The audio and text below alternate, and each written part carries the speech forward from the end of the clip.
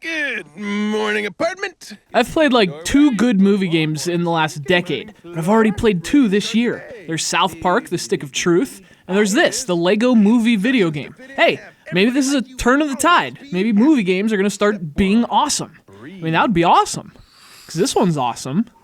I'm not sure why I keep saying awesome, but feels awesome. Everything is awesome. Up your game, man. Everything is cool. Everything is awesome. All right. So I actually reviewed this game on the PlayStation 3 about a month ago, but since then, I've actually seen the movie, and I gotta tell you, just a great movie.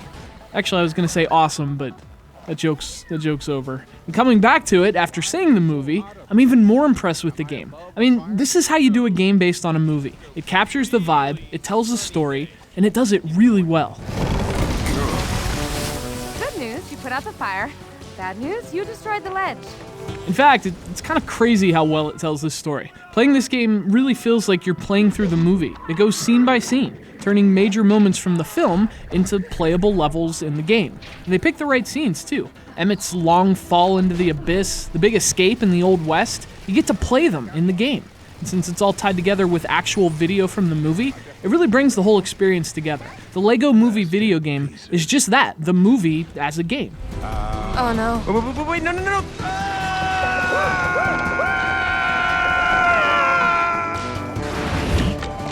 What the?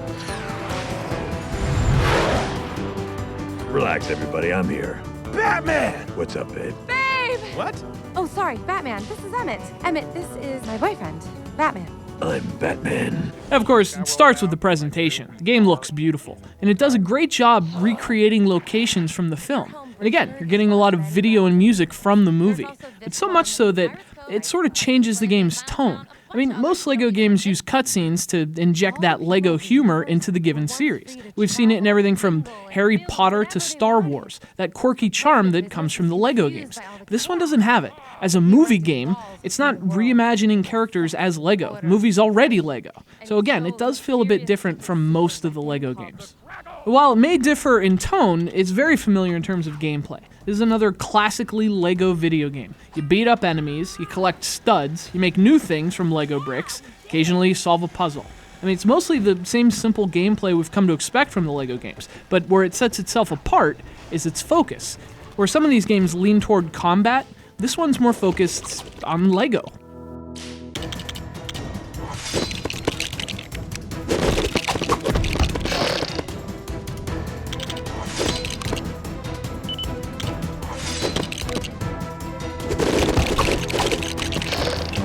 See, in the Lego Movie video game, virtually everything on the screen's made from Lego bricks. It's not like the other games, where it's only certain objects made from Lego. In this one, everything's Lego, and a lot of it can be destroyed. So perhaps more than any of the previous Lego games, this one feels like a truly Lego game.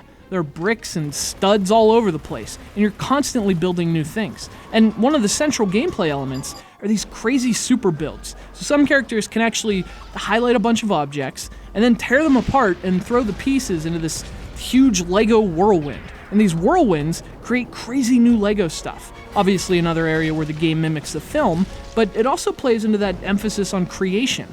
I mean, playing this kind of Lego game after some of the Marvel games, for example, it's obviously got the same gameplay elements, but it's about the ratio of those elements.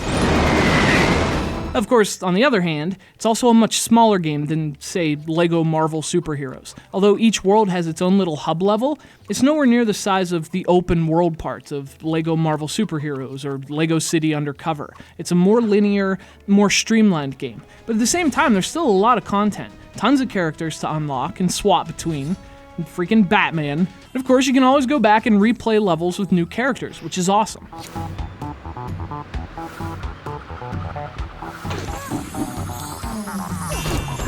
And there's that word again, awesome. Something movie games rarely are, but this one bucks the trend. I had an awesome time playing the PS3 version, and I had just as much fun replaying it on the Xbox 360. Now sure, all the same complaints you might have about the Lego games will still apply here. The tedium, the simplicity, the technical issues.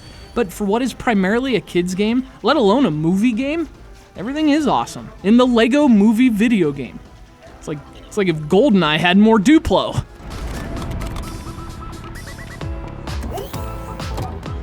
Everyone, get in.